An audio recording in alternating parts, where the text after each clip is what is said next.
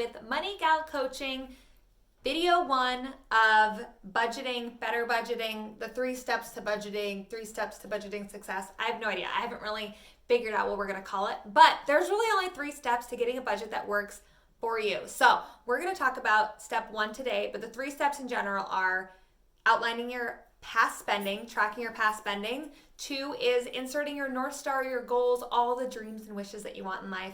And then step 3 is refining it, adjusting it as life happens, and then more importantly, making sure it is zero-based. So let's go upstairs, let's head to the computer, and let's figure out all those past transactions in the last 90 days, where the heck they go, and what we're supposed to do with them. All right, here we are. We are in our 90-day expense log. This is a free tool, moneygalcoaching.com. Go to it, grab it. It'll make your life so much easier. I promise. I created it for a reason. All of my clients use this. And you can also use your own spreadsheet if you already have it. And if you just like yours better, no worries. But what you're going to do is you're going to grab your phone and you're going to look at everything that you've spent money on in the last 90 days. I'm talking your checking account, your credit card, both, all 3 of them, however many you got. Maybe you have a second checking account. Maybe if you have joint finances with a partner, you have all of the accounts, right? Anytime a penny comes out of an account, you need to track that for this exercise. Well, for all of time, but for this exercise especially. So what you're going to do, I'm logging into my checking account right now, and I'm just going to look at the transactions, and I'm going to kind of do this live with you guys so that we can make sure that we are, doing it right? So checking account for me, that's mostly bills, places that don't take American Express, all that kind of stuff. So, the first thing I have is, actually in this tool, you want to be on step 2 on the bottom tab.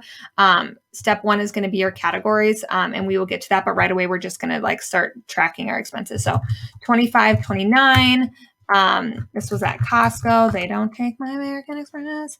Okay. Then there we go. Venmo, I bought something, some furniture off of Facebook Marketplace. I'm going to do $1,000 plus. I don't need y'all knowing my mortgage. Not that it matters, but, and you're going to do to the penny. This spreadsheet is rounding, but you want to put the exact number in there. And then you can make it unround if you want as well. And this is for car insurance. And then we had Target, but more importantly, it was groceries. I bought some food for food. Okay. And then we had, my friend was having a baby, so we went and got our nails done. Okay.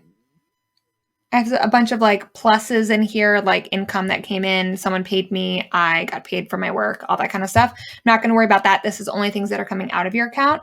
But then I am going to go over and log into my credit card and get that going so that we can track those expenses. Okay, fingerprint, ready, set, go. Okay, so the first thing, Google storage. I had a meter. I went downtown. This was at a brewery. And then before the brewery, after the brewery, fish fry, gas in the car. This one I bought off of Amazon, but it was a textbook. I'm in grad school, paying for it in cash as I go. Okay. And this was at Best Buy. I bought something for Derek for his birthday. Okay, so you get my point, but what I want you guys to do this for everything. And notice here, I did, these are my February transactions. It doesn't matter what month you're in. This is going to be your last month's transactions. And if you're using my spreadsheet, this first column or this first block of columns is last month. Then you want to go back. Let's say we're in March right now, and these are my February transactions.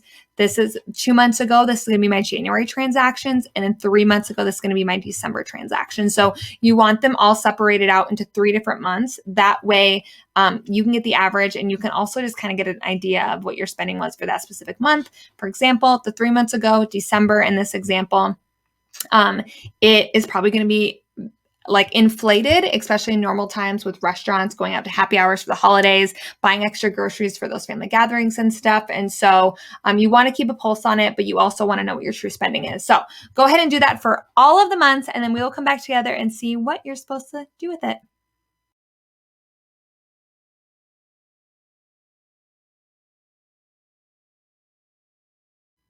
Okay, all of my transactions are in for the last 3 months, and yours should be too. Go ahead and click on step 1. Sorry, I just drank some coffee, so okay, go back to step 1 on the bottom of the tabs here if you have this free spreadsheet. And these are where you're going to want to put all of the categories from all the different transactions that you entered in. So you can toggle, you can open up the spreadsheet in just 2 different tabs, split your screen, that kind of thing, whatever you want. But I know that there are some transactions that are happening every month. So those are super easy categories to put in. And I'm just going to start going down the line. Car insurance, mortgage, groceries, alcohol. I split those up. Some people put that with restaurants, but it's entirely up to you. I just want to make sure I keep a tab on my alcohol spending, right, for the month. But if I'm getting drinks at dinner, I just do restaurants. I don't even play that game. So it depends on how detailed you want to get. Car insurance, groceries. We already have that on there. And then, so what you're going to do is, the reason why you're populating it in this step 1 tab at the bottom is they will automatically come into this category over here. And so you can just start going down the line until you're missing something, and you can go back to step 1 and add it. So Costco is going to be groceries. Venmo, I actually bought, I'm going to do home furniture. Spelling, home furniture. Mortgage is going to be mortgage. Car insurance is car insurance. Target, and I put parentheses groceries there because sometimes you're buying clothing, sometimes you're buying school supplies, whatever it is. Nails. Again, my friend had her baby, so that could either be like a fun category. It could be like a presents and gifts category. It could be a miscellaneous category. Be careful with the miscellaneous. I want those to truly be like oddball, weird things, but we'll do fun. You could also put it in personal care if you're budgeting money in personal care for the stuff like this. And so you're going to go down the line, Google. So that's going to just be my storage. But I like to put all the bills in their own category. That way, when you can start seeing your bills creeping up, like I have so many fixed expenses, it's out of control. And then when your budget's tight, what items can I actually cut out that aren't that important? I do like to have a cars budget, and for my car is paid off. And so my cars is everything that the car is involved in. So it's parking downtown, it's getting a car wash, it's I keep gas separate, but if I need a new headlamp or headlights, sorry, not headlamp. So meter, that's going to be my car fund. Brewery, that's going to be alcohol fund. Fish fry, restaurants. And so you're going to do this for all 3 months. Gas is going to be gas. And again, you're pulling it. Do I not have a gas category yet?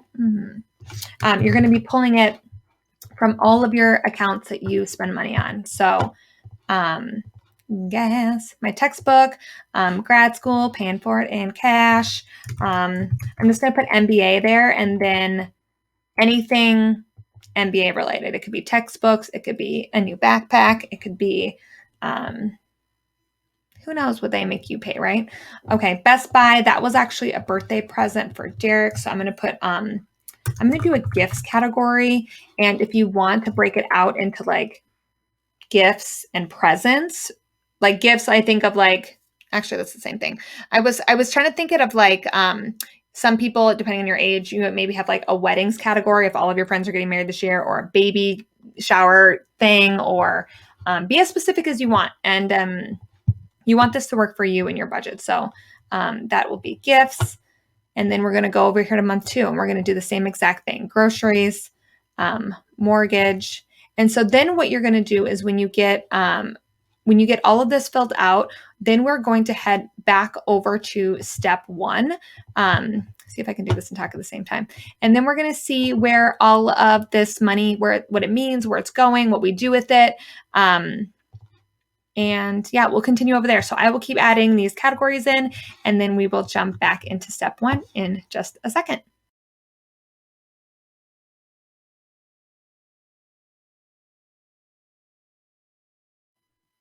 All right, here we go again. If it wasn't obvious before, please be pausing this video during each of these processes and steps. And as you're getting all your transactions from your phone, I want to make sure you're doing this live so that if you have any questions, it kind of is making sense as we go. And if you have any questions, also email me, moneygalcoaching@gmail.com, comments below, whatever you got to do. I'm here to help you. So back on step 1, step 2, we had all of our transactions here.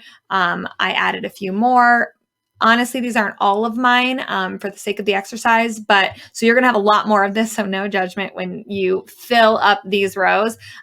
There are dozens and dozens, if not hundreds of rows for a reason. People needed them. And so no shame in that game. So what I did was I went ahead and toggled between step 1 and step 2 to get all my categories that I had for the transactions that I had listed. And this is kind of the list that I came up with.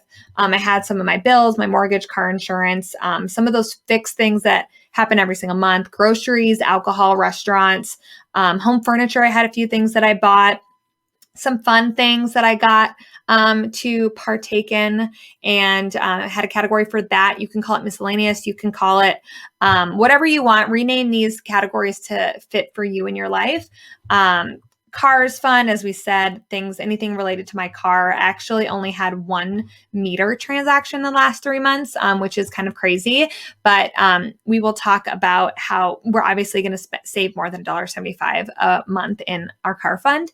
And so we'll talk about that in steps 2 and 3. So don't worry about that. We're, again, just trying to get an idea of how much have we spent in the last 3 months on all of these areas of our life, because we can't build a budget. We can't move forward. We can't improve things that we don't know. I've said that time and time again, but it's true. And so what this does is it tells you your spending from last month, column D here.